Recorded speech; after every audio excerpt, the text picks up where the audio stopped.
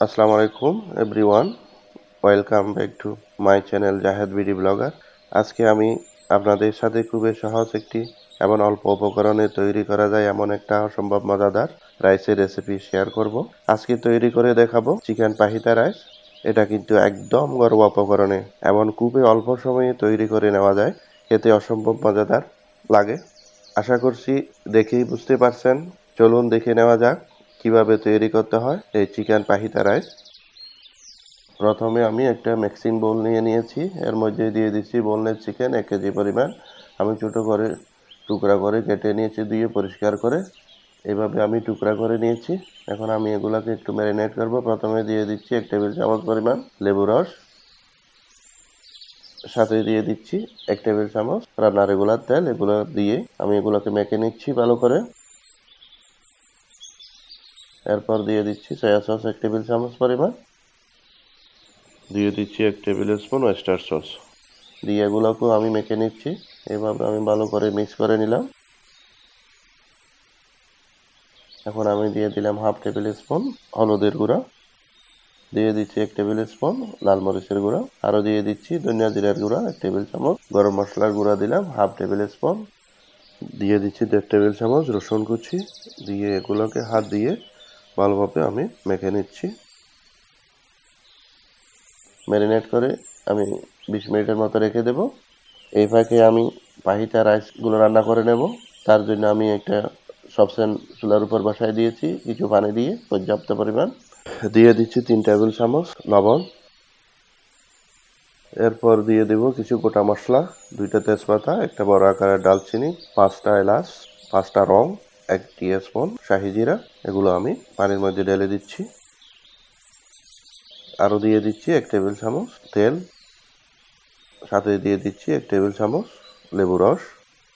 যখন পানিতে বলক আসি গেল তখন সাথে সাথে আমি চাউলগুলো ঢেলে দিলাম, দিয়ে এগুলোকে আমি পুরোপুরি সিদ্ধ করে রান্না করে নেব। এভাবে আমি নেড়ে চেড়ে চাউলগুলোকে ফুটিয়ে নেব ভালো করে।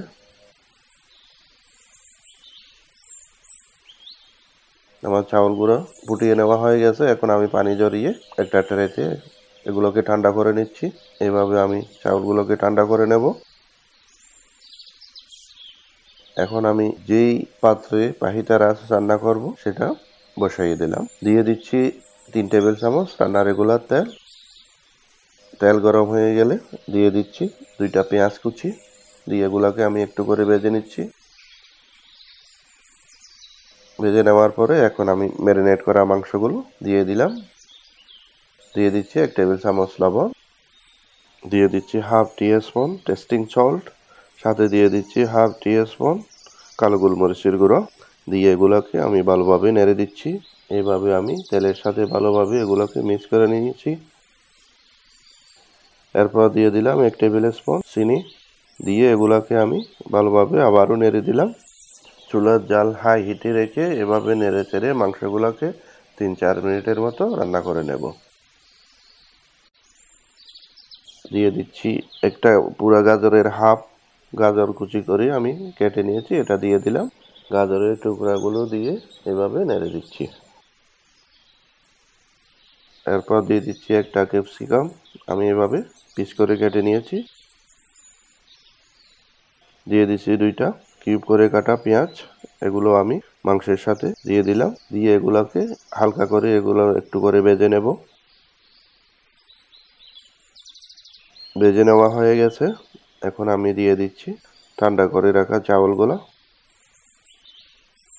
দিয়ে এগুলোকে আমি ভালোভাবে চিকেনের টুকরার সাথে ভালোভাবে মিক্স করে নিচ্ছি।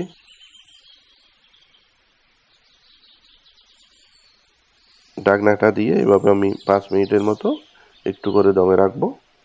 ফাহিতা রাইস রেডি হয়ে গেছে। পরিবেশনের জন্য একটা প্লেটে নিয়ে নিচ্ছি। নিয়ে নেওয়া হয়ে গেছে। অসম্ভব মজাদার এই রান্নাটি, আশা করছি আপনাদের ভীষণ ভালো লাগবে। যদি আমার এই রেসিপিটা আপনাদের ভালো লেগে থাকে তাহলে একটি লাইক দিবেন। পরবর্তী রেসিপিগুলো দেখার আমন্ত্রণ জানিয়ে আজকের মতো বিদায় নিচ্ছি। আল্লাহ হাফেজ।